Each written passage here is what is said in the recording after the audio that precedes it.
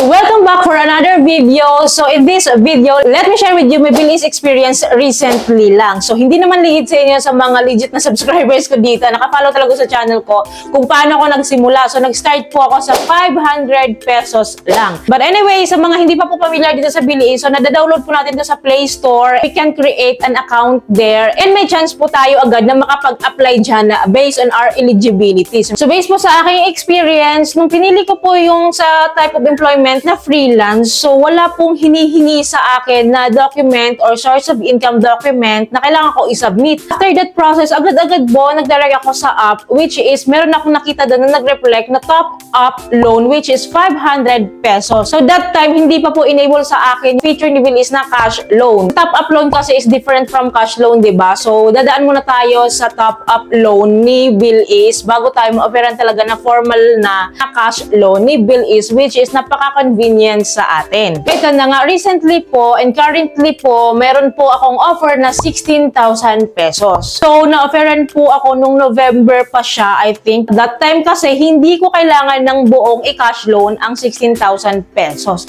Hindi ako nangangailangan ng ganung halaga to cash loan that amount. So, ang kailangan ko lang noon is maliit lang na amount like 1,000 pesos, 2,500, yung mga ganun lang. And talagang that time, tinry ko rin. Tinry ko rin po talaga na i-avail yung ganung amount para makita ko kung may possibility ba na mag-increase pa rin ako kahit hindi ko finul cash loan yung bill is credit limit ko. So, nagigets nyo ba? So, para mas naintindihan nyo, so, ito yung credit limit ko. Meron akong credit limit dito na 16,000 pesos. So, hindi po siya isasagad na i-loan kasi nga, hindi ko siya kailangan na buo. So, ang kailangan ko lang po is 2,500 pesos.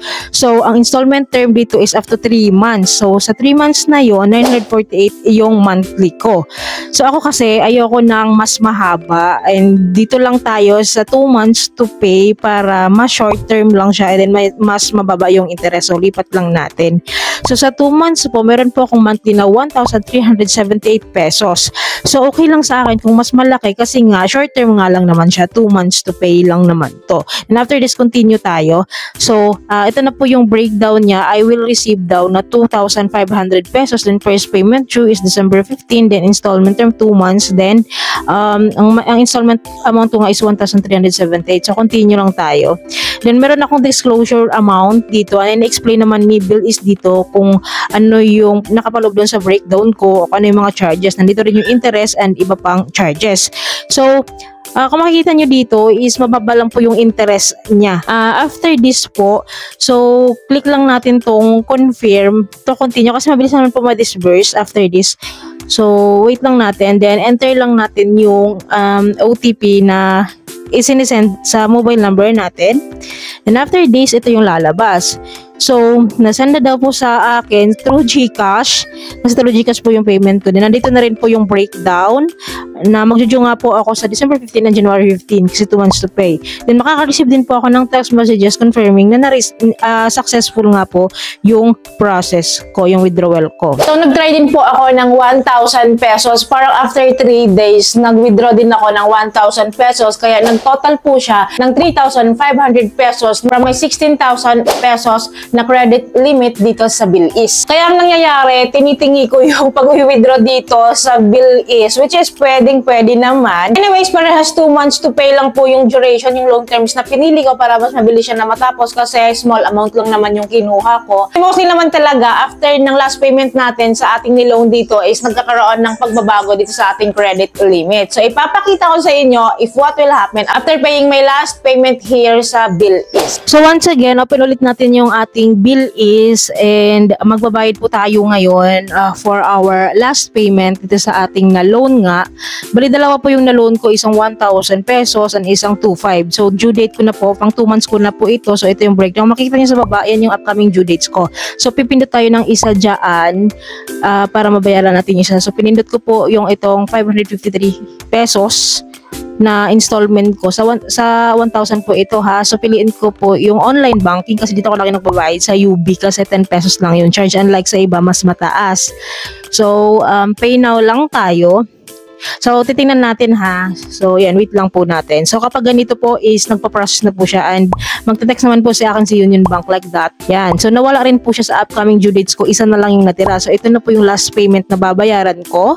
So, pindutin po natin ito. Ito po yung 2.5 na niloan ko. So, ito na po yung last payment. So, titingnan natin ha kung may pagbabago. So, sa UB ko pa rin po ito babayaran. Then, so kapag ganito is nabayaran ko na po kapag ganyan. Then, magte-text naman ulit sa akin si UB kung ano. Ayan, magte-text siya ulit. Then, so refresh lang natin. Ayan. So, kung makikita nyo po dyan is wala pong nagbago. 16,000 pesos pa din po yung kanilang offer sa akin, original offer nila sa akin.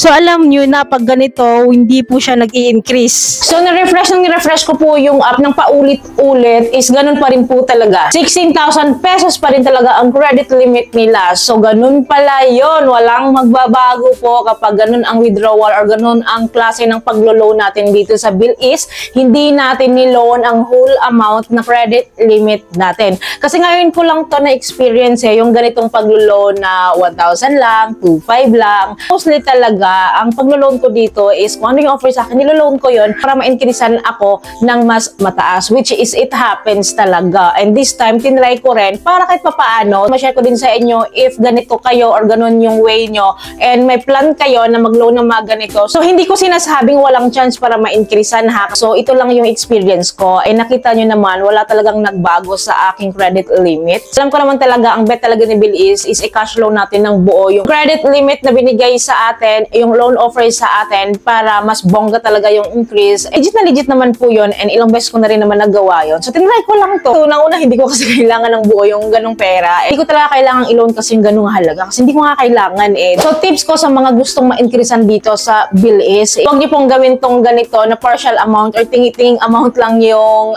ilo-loan nyo. So, kailangan buo yung ilo-loan nyo. Pangalawa, i-endure nyo yung loan terms. Kung yan ay 6 months to pay, 3 months to pay, or 2 months to pay, dahan-dahanin, antayin yung matapos yon. Huwag kayong excited na bayaran agad in advance or one-time payment na hindi nyo tinapos yung loan terms kasi ginawa ko na po yan noon and hindi po ako na-increasean and ang offer ay nananatiling ganun pa din yung amount. Huwag po kayong magmamadali kasi ang gusto po ni Bill is makita yung payment behavior natin, yung credit transaction natin dito, kung gaano ba tayo ka-well magbayad, kung good payer ba tayo or bad payer po tayo. Kaya nga po ina-advise ni Bill is natapusin talaga yung loan terms kung ilang months to pay ba yan. So, wag tayong excited kasi baka mabigo lang po tayo. Nangyari na po sa akin yan kaya sinasabi ko po yan sa inyo. So, again, hindi ko sinasabing walang chance na ma-increasean or ma-offeran tayo ni Bill is, pero sinasabi ko nga sa inyo, napakababa, napakalit po ng chance na mabigyan po tayo ng ganito. Siguro palakasan and depende din talaga sa credit score natin dito sa Bill is. But anyway, i-update ko na lang kayo regarding Bill is changes. Lagi naman po ako nag-update sa inyo time to time if may pagbabago dito, if magkano yung offer sa akin and next offer sa akin. And the next time, if bet ko mag-cash loan or mag-withdraw dito sa Bill is, i-share ko naman po yan sa inyo. Kaya stay tuned lang kayo. So yun lamang po. I hope may natutunan kayo sa video ito. I hope nakatulong tong video sa inyo. Kung nagustuhan niyo yung video, please don't forget to like, share, and subscribe. And click yung bell button para updated kayo sa mga bago ko pa pong mga videos like this. Thank you for watching this video. Bye!